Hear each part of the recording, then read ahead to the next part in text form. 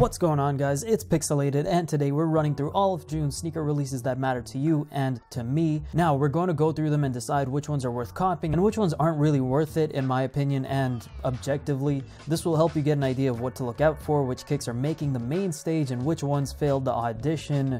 You know what I mean. The ones that are hot off the press and the ones that got scrapped before they made it to the editors. The meat and potatoes versus the green bean, you get what I'm saying. Anyways, there's a lot of heat dropping in June, so let's get started on this list ASAP. Also, I'm going to mention the release dates, but not all of them are rock solid confirmed yet, and I forgot my crystal ball somewhere, so if you see any shoes you like, make sure to keep up to date with them to assure you get the right release date coming for you. Nowadays, it's very common for them to change the date very close to any rumored release dates, so keep that in mind. Alright, now let's get started. The first sneaker on the list is the infamous collaboration between Converse and Tyler the Creator, with 4 new colorways of the Tyler x Converse 1-Star Golf Le Fleur. Slated to be released June 1st, these shoes have the infamous flower design on the new Converse 1-Star with hairy suede and a rubber outsole. There were a few upgrades to this pair from past releases though, one being that the suede is apparently smoother than previous pairs. I'm not sure to what degree that's true, but my take on these shoes is the colorways are real nice, very vibrant and summery. They don't do too much with it, just enough with the colors for it to pop but not come off too tacky. They're all pretty much a two-tone versus what the previous shoes were, which were a one-tone, like one color upper. The flower design is neat, and if you're a Tyler fan, these are definitely a great cop. I believe the retail will be $100 to $110 US and 140 Canadian dollars, which is hella affordable relative to the other shoes on this list. And with it being a low top, it'll be hella great for summer. These most likely will sell fast, but if you're a reseller, do not expect resell and stay away and let people who want them cop. This is definitely a cop. Up next, we have a pretty interesting collection. We have the Nike ACG Collection. There are 2 sneaker silhouettes in this collection, the Nike ACG Ruckle Ridge and the Dog Mountain. Both are meant to be multiple terrain footwear. In other words, you can actually wear them practically to hikes and things of that nature. But let's be honest, majority of us are copying just to flex. We don't live that adventurous lifestyle up here, and if we do, we rock Brooks.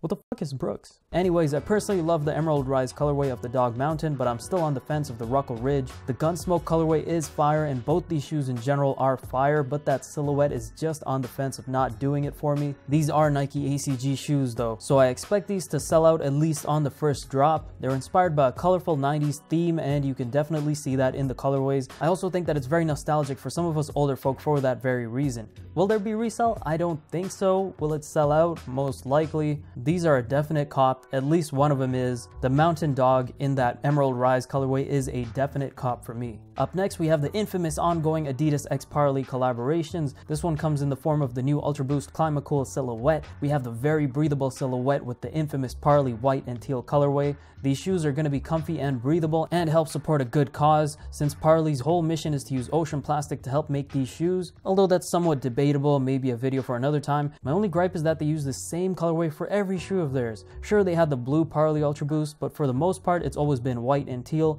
And I get the consistent aesthetic, the consistent image, but it definitely gets tedious. In my opinion, if you're looking for your first Ultra Boost, or you really want to try out the Climacool Ultra Boost, these are not bad, but for me, these are a drop. On to the next, Adidas is finally debuting their anticipated sneaker silhouette, the Adidas Falcon. If you've seen the Adidas Young one, the Falcon is pretty much a slightly toned down women's version of that shoe, if I recall correctly. It might just be the same shoe too, I'm not really sure, but I think it is a toned down version. Feel free to correct me in the comments if I'm wrong. These are releasing on June 5th for women only. Honestly, I'm a fan of the Young one, but they only look good in very particular colorways to me. This is a women's shoe, so this wasn't a cop for me from the jump, but I'm not a fan of this particular colorway either. If you like the colorway and are female, then this could potentially be a cop for you. It will most likely sell out since this is a debut of the shoe. However, as I said earlier, for obvious reasons, this is a drop for me. Up next, we have this really plush looking Air Jordan 3 Particle Beige, another women's only shoe, releasing on June 8th. Jordan 3s have been the rage this year, so these are most likely going to sell out pretty fast, potentially on the day of, if not the few days after. Is it going to resell? Probably not. At least I don't think so. If you're a female and into Jordans though, this might be a cop, but just in general, I'm not a fan of this colorway. Even if they had these in my size, they'd be a drop. Mainly because I'm not a Jordan 3 fan, but also because I'm not a big fan of this colorway.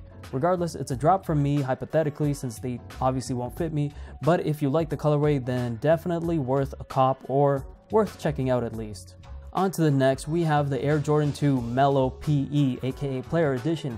This shoe and colorway is so tremendously old, it's like 15 years old or something, I can't even remember, and is probably the only reason I put it on this list, the heavy nostalgia factor.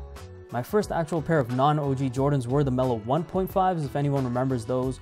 I used to ball heavy in those. They were white, baby blue, and gold, just like these, the Denver Nuggets colors. So it does strike a chord with me, but they are Jordan 2s, so I'm not sure if they'll sell out. Something tells me they will though, just because of the heavy nostalgia factor, but I doubt they'll resell, and if you really want them, you should have a decent chance to cop. They're a drop for me, but a cop if they're from the era you grew up in and enjoyed Mellow in his heyday. They're also dropping on June 9th, if I haven't mentioned that already. On to the next shoe. This is somewhat of a unique silhouette, although it may not look like it at first. It's the Adidas Future Pacer. It's slated to release on June 9th as well. This shoe takes the age-old classic, the Adidas Micro Pacer. They take this old-ass shoe that was historical and incorporate it into the NMD design and combine it with Boost updated materials and a modern aesthetic. Just looking at it, you kind of get a classic sneaker with Boost vibe from it right away. It kind of looks like the Adidas New York with Boost that they did with Daniel Arsham. I really like the way it looks, and I'm curious how consumers will perceive it. On one hand, I like that it has a classic looking upper with modern hits. It really works in today's landscape of sneakers, and including Boost means it's just going to be super comfortable versus the older classic Adidas shoes like the Adidas New York that is actually insanely uncomfortable to wear for long periods of time. But something doesn't do it for me with these. It might be the simple colorway, since they're trying to bring your focus more onto the silhouette as opposed to the colorway. Slated to release on June 9th for $180 US. I can't wait to see what they do with these in future colorways, but for now these are a drop for me. Up next, we have yet another Adidas Yeezy 500 colorway. I shouldn't be saying it like that, makes it sound like there are a million colorways, when in actuality this is only the second colorway to release. Very similar to the first in my opinion. I'm not sure what stock is going to be for these, but I'm gonna guess it's gonna be similar to the Yeezy 500 Blush. I'll be honest with you, when I first saw this shoe, I thought it was going to be insanely hyped. Obviously limited stock and whatnot have a role to play in that, which this seems to have neither, and I personally feel like the colorway is too close to the original Blush 500 colorway for that to happen. The price is most likely $220 US and 280 Canadian dollars as it was with the Blushes, and honestly I think that price is too high for a pair of 500s. I bit the bullet for the first pair, and I think that's enough for me. These are a drop for me. Onto a pair of shoes I'm really excited about is the Nike Cortez Kenny 3 in that black colorway. Yes, these have technically already released at a few locations. There were pop-ups at boutiques in cities wherever Kendrick's concert was, but for us up here in Canada, they're going to be posted up in Toronto during Kendrick and TDE's Toronto performance on June 11th and 12th, and I'm going to try to get them. Yep, you heard me. Your boy might just camp out for these. Now, these aren't reselling for much, so if you plan on camping out to resell, you're really wasting your time. You can easily make more money working the same hours you camp at like a minimum wage job at this point. I'm doing it because I want the shoes without any hassle, even though the camping is sort of a hassle. The shoes are releasing alongside a bunch of Nike X TDE clothing, and truly that's what I'm actually lining up for. The shoes are just a plus for me. I want that clothing, ladies and gentlemen. Regardless, for most people, these aren't going to be a cop solely because they're difficult to get, unless you are or were in the cities with pop-ups. The material and look is great. It's a classic Cortez but with a nylon and suede instead of leather upper. The shoe itself is a polarizing design. A lot of people don't like the way Cortez's look, and many do, but a collaboration with a legendary artist I'm a fan of. This is most definitely a cop. Up next, these are bananas. We have the Nike X Levi's Jordan 4 in black and white denim.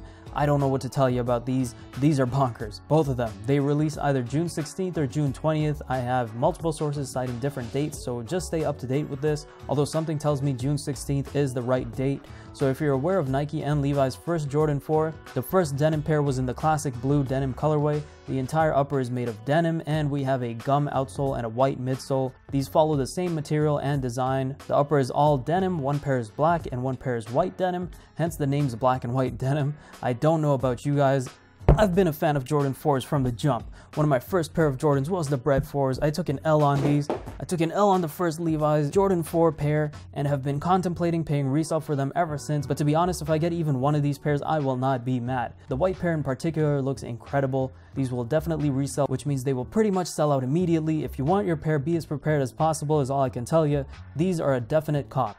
On to the next pair, we have the Air Jordan 3 Charity Games. A little history behind the shoe. These shoes are inspired by Michael Jordan's performance during 1988's Magic Johnson Midsummer Night's charity game. So you know they're coming from a good place, a game for charity where the proceeds went to whatever charity they were supporting at the time. Of course, the sales of these sneakers won't be going to any charity, but that's where the colorway comes from. They're USA themed colors, red, white, and blue. Guys, ladies, and gents, it's been the year of the Jordan 3, and it seems like that's just going to continue with these. These are going to sell out immediately. I question whether they will have resell, but that depends on how much stock there is. Like I said, I'm not a big Jordan 3 guy. In fact, my favorite Jordan 3s are the Tinkers, so that should tell you everything you need to know. These are slated to drop June 21st. They're a heavy drop from me. Up next is another pair of insanely, most ridiculously difficult to get sneakers. It is yet another Jordan 4, the Nike X Travis Air Jordan 4 Houston Oilers, a heavily anticipated collab with a big name artist Travis Scott. I was a fan of his original stuff like Owl Pharaoh, not too much of his newer stuff aside from Birds in the Trap Sing McKnight, but I'm a fan of these shoes. The colorway and materials are pure money, pun intended. These shoes are going to be extremely difficult to cop, will probably be super limited, and I still really want to get them. The rumored release date right now is June 22nd, but stay up to date as this may change. They're almost guaranteed to drop this month though. Like I said before, as a Jordan 4 guy, these are a hard cop for me. They're also going to be hard to cop. Haha. Alright, speaking of hard to cop, we have the official release of the Nike X Off-White Jordan 1 in that blue UNC colorway on June 23rd. Now, Nike surprise dropped these in the States via the sneakers app already, and many people have already got their pairs, but come official release, I can pretty much guarantee you these will be difficult to get. Although, as with all Nike X Off-White collabs, these are going to be reselling for insane amounts of money, and with that kind of profit, there will be many resellers and tools lining up and making it difficult for the real ones to get them. These will sell out immediately and will be difficult to cop, so be prepared if you want your pair. These are a severely extreme cop. As we are on the Off-White train, let's continue to stay on it. The next release is somewhat of a particular release. It is the Nike X Off-White Zoom Fly Mercurial Flyknit. Yes, that's a mouthful, and it's releasing June 14th in two colorways. We have a black and an orange colorway. Both have these really neat hits around the entire shoe, signature Off-White text branding, and vibrant color blocks on parts of the shoe. I haven't played soccer since I was a youth in the Middle East. That's a lie, I still played a bunch when I first moved here, but these can definitely be rocked as a casual shoe. It is a Nike X Off-White shoe, so demand will be through the roof, and if you want your pair, do your research. These will sell out immediately once again, so preparation is key. These are an absolute cop. Now, an honorable mention to the Off-White Prestos in the black colorway and the white colorway. I don't know if they're releasing at all. I've been hearing rumors for the longest time that they're going to release in June, but I have yet to hear any news about it. Hence why you're not getting any news about it either, because there really is no news about it. Regardless, if they do happen to drop, they're a definite cop. They're going to be hard to get. So once again, be prepared. These are the most highlighted shoe releases you need to know for the month. If I missed anything or got a detail wrong, feel free to let me know in the comments. Which one are you looking forward to the most? Which one do you think were a mistake and they shouldn't have made at all? Let me know in the comments. Catch you later. Catch you in the next one. Picsoleated, out.